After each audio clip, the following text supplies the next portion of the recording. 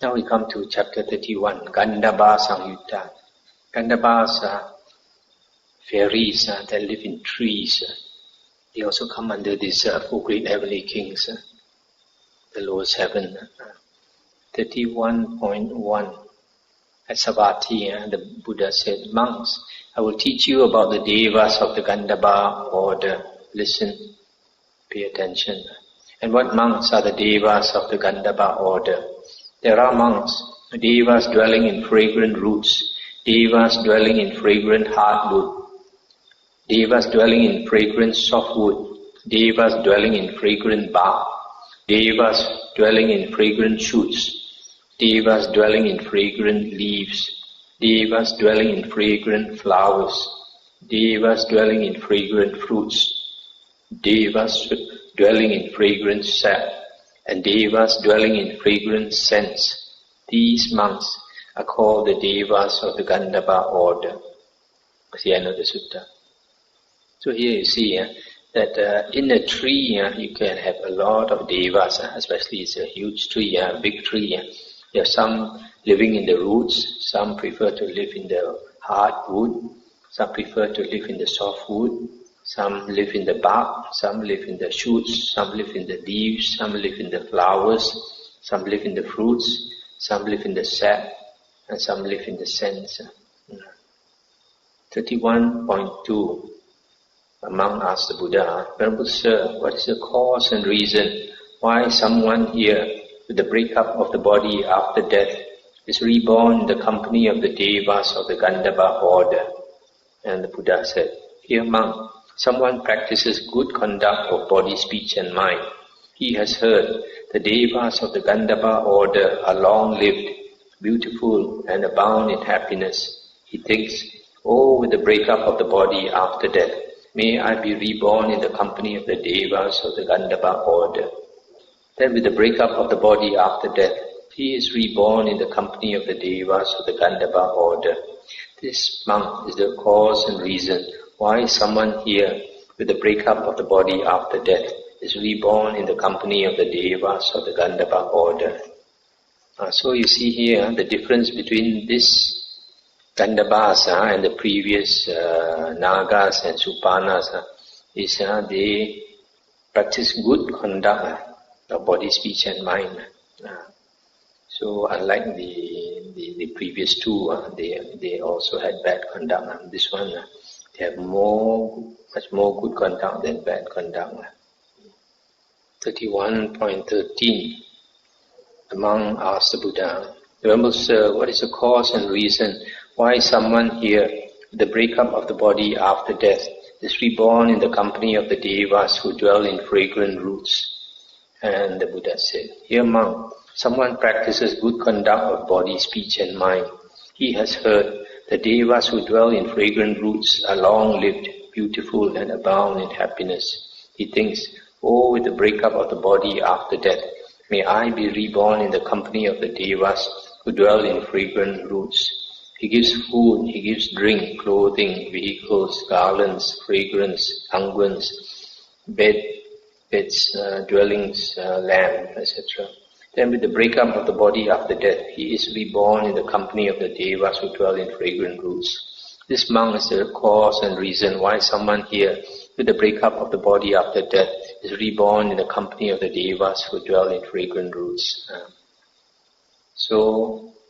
Similarly, for the devas who dwell in the hard wood or in the soft wood or in the bark or in the flowers, etc.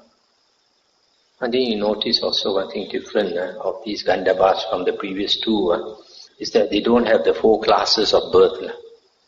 The previous one, 4 classes, egg-born, womb-born and all that, but not for the Gandhabbas. I come to the next chapter, Valahaka Samyutta. Valahaka refers to the cloud devas. I don't know if you remember, in the previous sutta we read that the Buddha said a long time ago when he was in that birth, he was a universal king. He ruled the whole earth. And he said his treasure elephant was called Uposatha. and his favorite steed or favorite horse was called Valahaka. Valahaka can fly like the cloud devas so fast. 32.1 Monks, I will teach you about the devas of the cloud-dwelling order. Listen. And what monks are the devas of the cloud-dwelling order? There are monks, cool cloud devas, warm cloud devas, storm cloud devas, wind cloud devas, and rain cloud devas. These monks are called the devas of the cloud-dwelling order. So you see, even the cloud devas also got different types. There are some clouds that are cool clouds, some are warm clouds, some are storm clouds, some are wind clouds, some are rain clouds. And then the 32.2, the monk asked, similar to the previous one, what is the cause and reason? Someone is born as a cloud deva, and the Buddha answered that is similar to the Gandhabbas. A person practices good conduct of body, speech and mind, and he aspires to be reborn as a cloud deva. So after that he is born as a cloud deva. And then Sutta 32.3 is similar to the previous chapter. Somebody asked the Buddha, how is it someone is born as a cloud deva, and the Buddha said that person practices good conduct of body, speech and mind, and he does a lot of charity. He gives food, drinks, clothing, vehicles, garland, fragrance, etc. And then he aspires, makes the wish to be reborn as a cloud deva. So because of his good karma, he is born as a cloud deva. And there are many suttas here for the different types of cloud devas. You have one sutta for the cool cloud devas, you have another sutta for the warm cloud devas, you have another sutta for the storm cloud devas, you have another one for the wind cloud devas, and another one for the rain cloud devas. And that's why you have so many suttas. 32.56 Venerable Sir, what is the cause and reason why it sometimes becomes windy? And the Buddha said, there are among what are called wind cloud devas. When it occurs to them, let us revel in our own kind of delight. Then in accordance with their wish, it becomes windy. This monk is the cause and reason why it sometimes becomes windy. Stop here from this sutta. So the Buddha says, when there's a strong wind, these wind cloud devas, they like to play. So they come out to play. So these clouds that move very fast, move like the wind, cause that wind.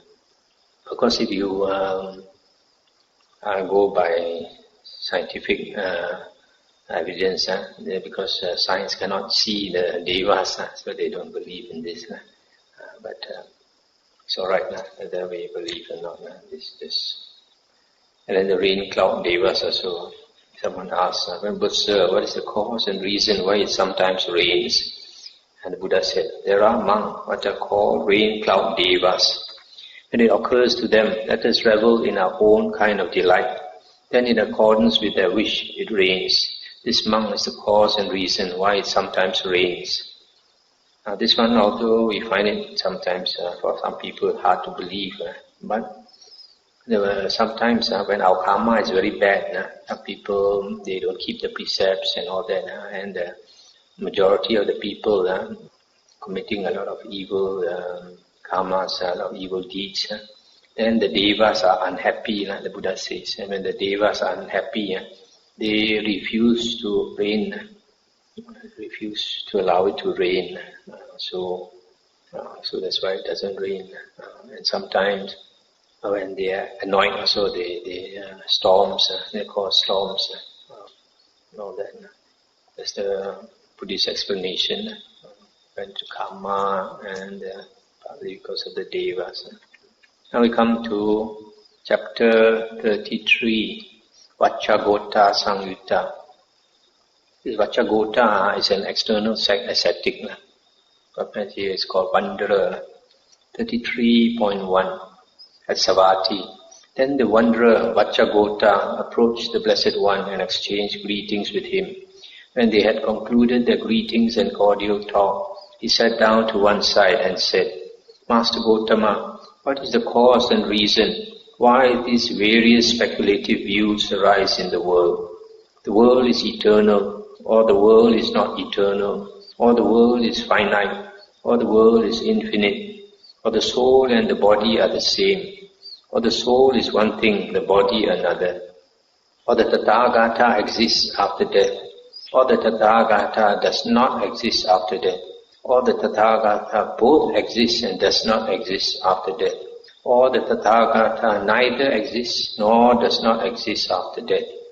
And the Buddha said, Vaccha, it is because of not knowing body, its origin, its cessation, and the way leading to its cessation, that those various speculative views arise in the world. This Vaccha is the cause and reason why various speculative views arise in the world. So the Buddha says, cause of not understanding the body, how the body arises, how it ceases, and the way leading to its cessation. So we don't see that the body is impermanent, that it gives us suffering, that it is anatta, not self. So because of that, most people, we desire and cling to the body. So when you desire and cling to the body, this conceit, the ego arises. You have this I am. Once you have this I am, then you start thinking about the world and thinking about yourself. Like after death, where am I going? Is the world, where did the world come from, and all these things. So you have a lot of views, all because of that ego. The next sutta is the same question the Vacchagotta asked, and the Buddha answered. Instead of body, here the Buddha says, Vaccha, it is because of not knowing feeling, its origin, its cessation, and the way leading to its cessation, that all those various speculative views arise in the world. This Vaccha is the cause and reason why those various speculative views arise in the world. Similarly, in the third sutta, the Buddha says, it's because of not understanding perception, the origin, cessation, and the way leading to the cessation of perception. That's why all the views arise. And the fourth sutta is because of not understanding volition. And the fifth sutta is not because of not understanding consciousness. So you see, the Buddha is saying basically, we group them together, that means because of not understanding the five aggregates, that we cling to a self. When we cling to a self, then all the various speculative views arise in the world. The mind starts thinking, one thought becomes 10, 10 becomes 100 thoughts, 100 thoughts becomes 1,000 thoughts. Now we come to the last sutta of this third book, called the Jhana Samyutta.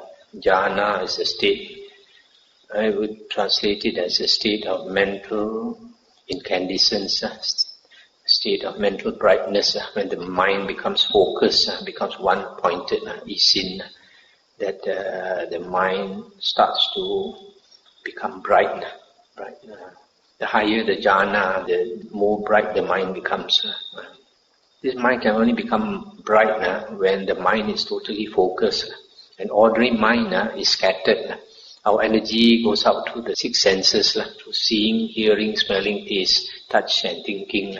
So because of that, our mind is scattered, it is not strong. But when it is focused, it comes all the energy is concentrated, and then it begins to become bright. So the Buddha says that for most people, we are sick, mentally sick, because our mind is so scattered. Only the Arahant is a sane. We are all Tigasuku. We are deranged. 34.1 at Savatthi, the Buddha said, monks, there are these four kinds of meditators. What four? Here, monks, a meditator is skilled in concentration, regarding concentration, but not skilled in attainment regarding concentration. Second, here a meditator is skilled in attainment regarding concentration, but not skilled in concentration regarding concentration. Number 3, here a meditator is skilled neither in concentration regarding concentration, nor in attainment regarding concentration. Number 4, here a meditator is skilled both in concentration regarding concentration and in attainment regarding concentration. Therein, monks, the meditator who is skilled both in concentration regarding concentration and in attainment regarding concentration is the chief, the best, the foremost, the highest, the most excellent of these 4 kinds of meditators. Just as monks, from cow comes milk, from milk comes cream, from cream comes butter, from butter comes ghee, and from ghee comes cream of ghee, which is reckoned the best of all these. So too, the meditator who is skilled both in concentration regarding concentration and in attainment regarding concentration is the chief, the best, the foremost, the highest, the most excellent of these 4 kinds of meditators. So this one, skill in concentration regarding concentration, I'm not sure, maybe it's about the knowledge about concentration. What are the states of concentration? What are the characteristics and all that? And skill in attainment is being able to attain these various states of concentration.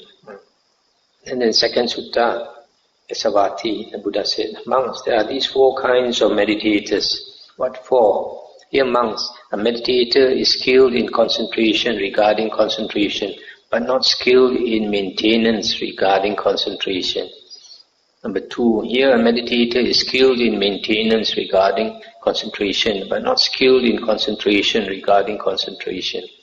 Here a meditator is skilled neither in concentration nor in maintenance regarding concentration.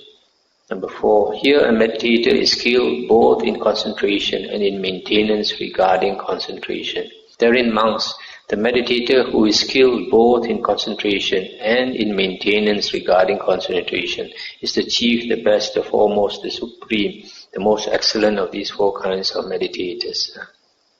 So here it says maintenance regarding concentration probably means being able to maintain your state of jhana, your state of samadhi, or state of concentration. Because if you don't have the kung fu, even though you enter a particular jhana, you won't be able to abide in it for long. You will simply come out of it in a short while. So being able to prolong your stay in that jhana, that is maintaining your concentration. So the other suttas are a bit similar, talking about the various types of meditators. The third one is skilled in maintenance and skilled in emergence, being able to come out quickly from that jhana. And then the fourth one, pliancy, skilled in pliancy in relation to concentration. The fifth, skilled in the object of concentration. 6, skilled in the range of concentration. And 7, skilled in resolution of concentration. Number 8, thorough worker regarding concentration. Number 9, a persistent worker regarding concentration. Number 10, one who does what is suitable regarding concentration. So all these suttas here are all about this, all the different types of states concerning concentration. And it's not very interesting, so I don't think we want to go any further. So that's the end of this third book of the Samyutta Nikaya, the Khanda Samyutta. Tomorrow we'll go into the fourth book called the Salayatana Vagga, another very important topic. So we are proceeding quite fast. After 1 month, about 1 month, we finished 3 books.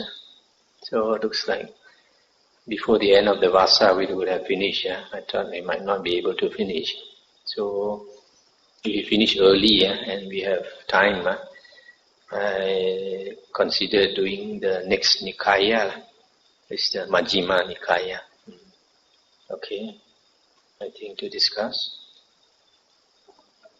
Yeah.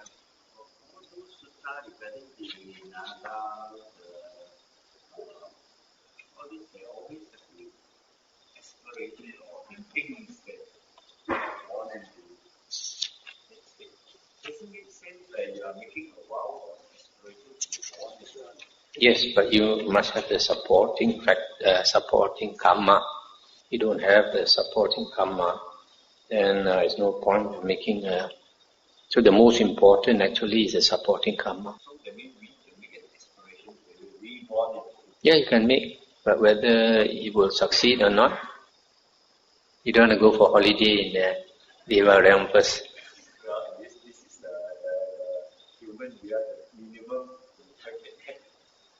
Like the Buddha, after becoming a monk with the Buddha Kassapa, then he went to Sita heaven and enjoyed a long time before he came down to struggle so hard. All work and no play makes Jack a dull boy.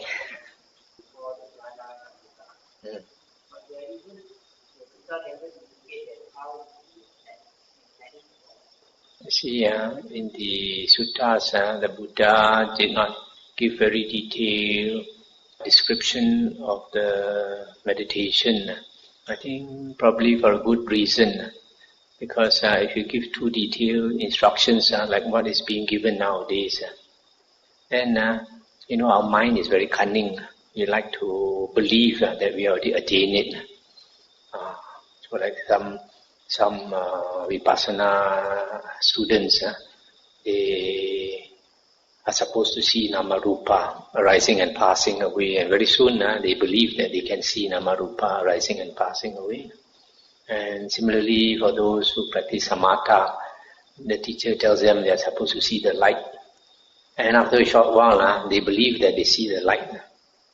So the Buddha never gave detailed instructions. That the Buddha gave the basic instructions, which is sufficient.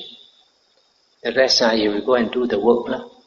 You go and do the work, and then based on your own experience and your own wisdom to guide you, it's not difficult.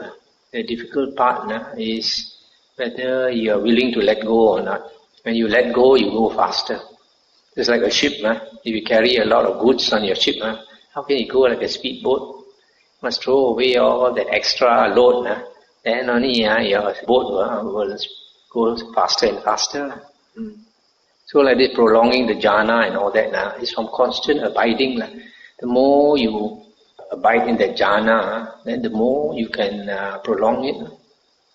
I mean, it's not difficult to understand that. The more you abide in it, and then you're used to that state, then you can easily prolong. The only thing is like the sutta about the hen making the wish for the chicks to hatch, have to do the work to sit on the eggs, and then the chickens will hatch. So you keep doing the work, and then only that's the way to become good at it.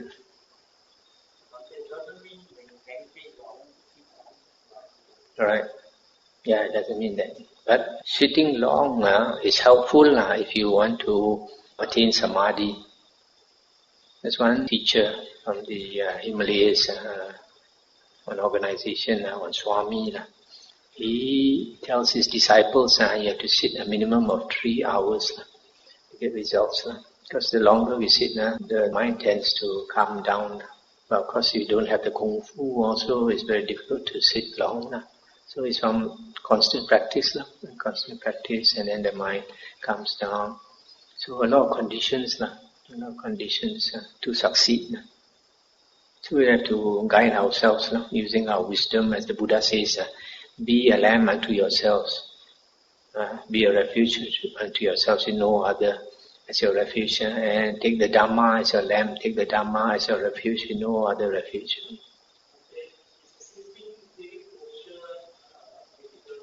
Sitting posture is important in the sense that your spine has got to be straight. But whether you cross your leg or not is not important. And not so important. If you sit straight, there are some people, maybe their legs are a bit fat. They have to sit on a chair. It's also okay. As long as your spine is straight. If you sit on a chair, it's best not to use one with a backrest. If there's a backrest, you tend to relax into it. Actually, if a person attains good samadhi, the anger drops very suddenly.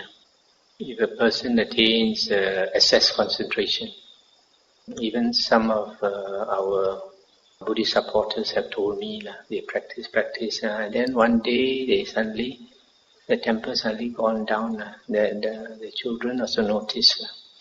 So it is mentioned in the suttas that this is assess concentration. When you attain assess concentration, the mind lights up.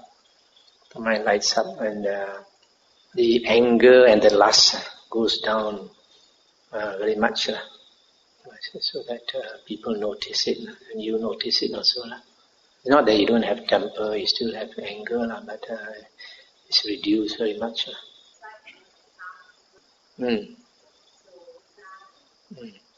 But I notice that anger is generally is connected with ego, and we have ego, and then some things don't go our way, then we get very angry. There's some old ladies and all that, they don't have much ego, so then they don't have much anger also. Well, in a way they are related. So understanding the suttas is very important. When we read the suttas or listen to the suttas, then we have a better understanding. Then we know the danger of anger, we know the danger of the ego, then we learn to cut it. I have one supporter, he's a businessman. He has been listening to the Dhamma talks and he has the wisdom to understand much of it. He told me before he heard the suttas and all that, he had a bad temper. If somebody says something that he doesn't like, immediately flare up. But now after learning the Dhamma, he realizes not good for his ego. So immediately doesn't allow himself to get angry. So understanding Dhamma is also very important, helpful.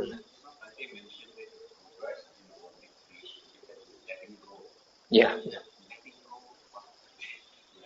Letting go of your attachments. When you meditate and you find the mind is very difficult to calm down because a lot of thoughts. You analyze the thoughts. What are those thoughts? Those are your attachment. Those are those things that you worry about. You keep worrying about those things because you are very attached to those things.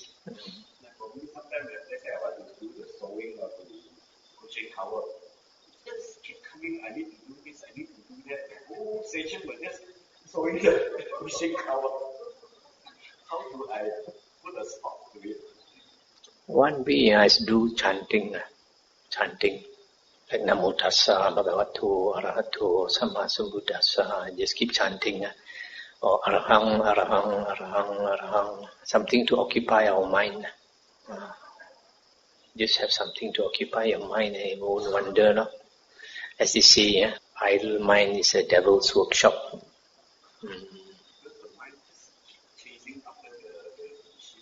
This chanting is a long Indian tradition. They like to chant mantras, but it's not necessary to chant mantras. We chant our Namo Tassa, Arahang, or Buddho, whatever you like, or Namo Buddhaya, Namo Buddhaya, Namo Buddhaya, that non-stop. Very helpful. The moment if you keep chanting, your mind doesn't stray.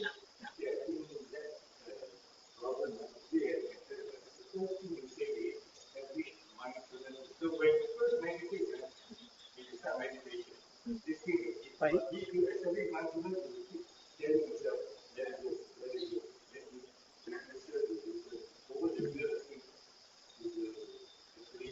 But just now I think he was mentioning sewing, doing sewing.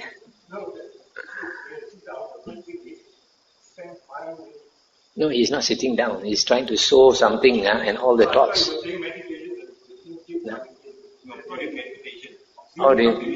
Oh, I see.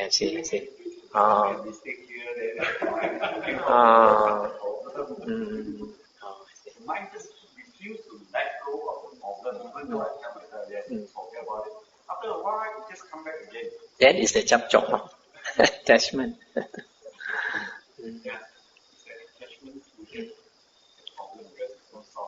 Different people, character is different. There's some like you, the worrying type, always worrying about things that they maybe should not worry about, and you keep worrying about. Habit. Because the work is not finished, Yeah. the problem is not solved, so the mind sort of like just want to chase after the problem, try to feel the work is over there, let go of it. But it also shows actually that you are a very responsible person. That you have something, you want to do it, finish it, you know, to do it well and all this. Like some people, they tidak apa type, never bother, never worry. That, Because of this character, it is sort of can power problems to yourself. yes. I think especially we have China genes.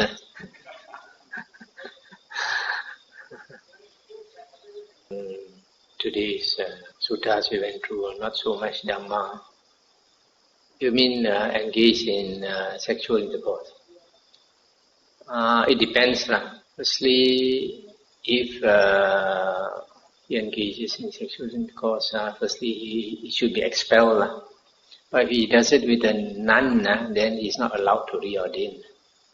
Yeah, I should apply, because when a person wears the robe and he takes himself to be a samanera and other people take him to be a samanera, so he's expected to behave like a samanera. No, the Buddha didn't say that. You have more of a characteristic of a man, then you are born as a man. You have more of a woman, you are born as a woman. But sometimes it happens that somebody who has been a woman many lifetimes, then he's born as a man. Then he behaves a bit what we call pondan, because his character is more... and also your environment also influences a person. If say like you have one family, you have 5 daughters and 1 son, and then that son is influenced by all the sisters, so he becomes a bit feminine. On the other hand, if you have 5 boys and 1 girl, and then that girl becomes tomboy. So what is, whether you are a man or a woman is not so important. It's your karma that's important, because your karma will determine where you're going to be reborn. And the important point is that we don't want to be reborn in the woeful planes. Right? So to be very careful about our karma so that we don't... And now even if you're born as a male dog, it's no good. Or born as a male ghost also is no good. Better be a female Devi.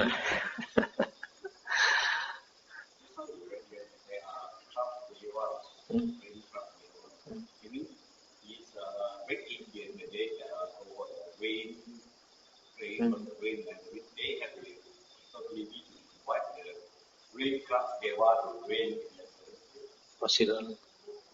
Yeah. For those people who don't believe in these cloud devas, it's a good reason to believe. Actually, it means, to my interpretation, is to the first step. First step is to set up mindfulness. It's not like physically in front. First thing when you meditate, first thing to do is to set up mindfulness. Sometimes these expressions, like this, is a translation from the Pali, Indian language. Surprisingly, Indian language has 1 or 2 things similar to our Chinese language. In the Vinaya books, they said that say like you have a certain sima, a certain boundary. If you reside outside the boundary, you are not considered a member of the Sangha. So, like in Hokkien we say, "Luk khia ti tolok." Actually, you are asking where do you stay, but literally, where do you stand, isn't it? Where do you stand? And Hokkien, "Luk khia ti tolok" is where do you live, but literally is where do you stand. And the Indian language also is the same. In our Vinaya book, it says, if you stand outside the boundary, you are not a member of the Sangha. But I believe it means if you reside outside the boundary. So sometimes these words, you have to know the meaning. like when you say, what we say, idle gossip, don't engage in idle gossip. And in the suttas it says, don't talk animal talk. Don't talk animal talk. Animal talk, to an Indian, animal talk, talking about all kinds of rubbish, all kinds of nonsense. It's mentioned there, fragrant, maybe they prefer fragrant trees. There are so many trees to choose, why don't you choose a smelly tree?